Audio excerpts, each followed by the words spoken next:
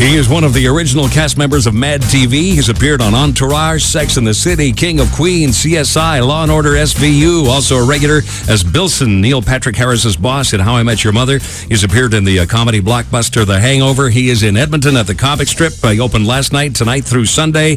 Welcome to the show, Bryan Callen. Good morning.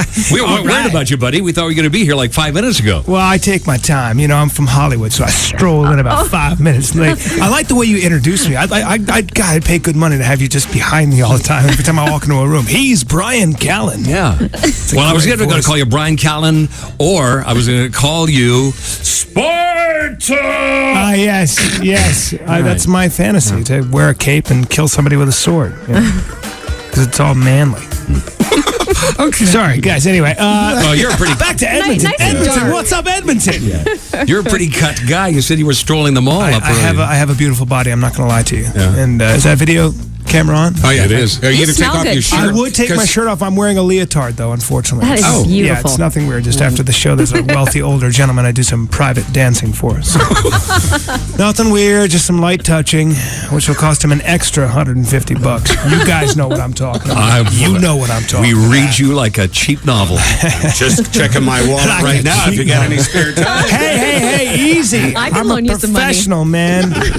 Now, but you do look like most comedians are kind of like flabby and stuff. Do you work out? I do. I work out. I've always been an athlete. You know, I was a wrestler. So for a long time. Are you kidding me? No, I'm serious. Really? So I see where this pegging a man down to the mat comes into play. I like to hold a guy down against his will. I like to impose myself on him. You know what I mean? And then dance on him. Then I dance on him.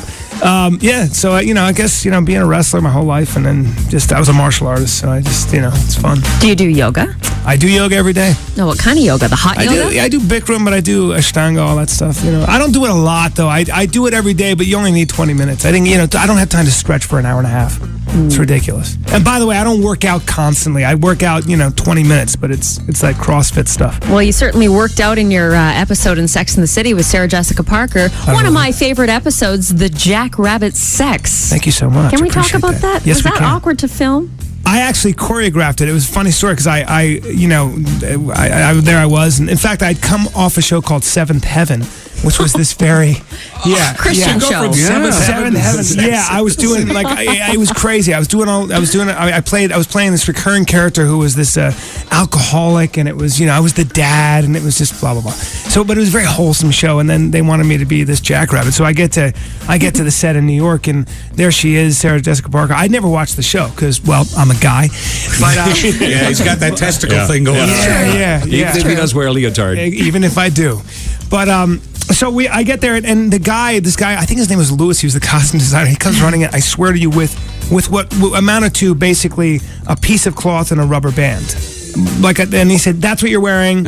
You're wearing that, and that's for your sex scene because they want to see your ass or your butt." Can I say ass on it? You just did. You're fine. And so I was like, well, that's fine, but I know Sarah, and I know she's a prude, and she's not going to want me to wear that because the scene doesn't call for that. It's a comedic scene where I'm having sex with her like a jackrabbit. Yeah. You don't have to see my ass, and it's not.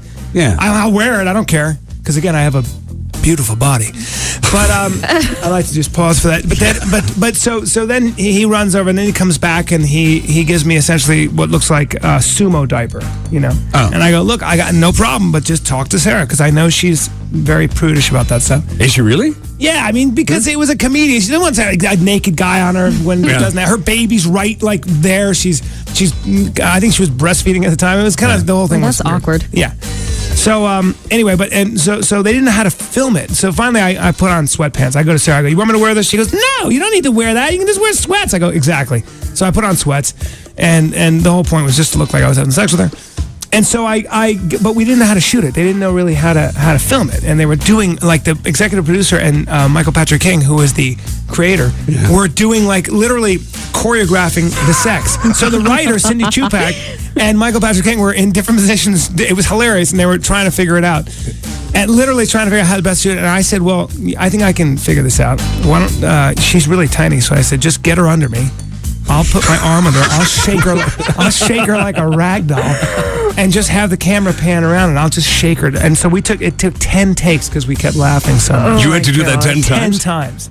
Well, 10 times. And she just kept laughing because I kept pretending I was basically the character from The Hangover. I kept going, listen to me, I'm going to make very good for you. My blood very hot. I want to make you nice to my bed. We got to talk about The Hangover. We're talking to Bryan Callen, who's appearing at the comic strip tonight through Sunday. We'll be right back.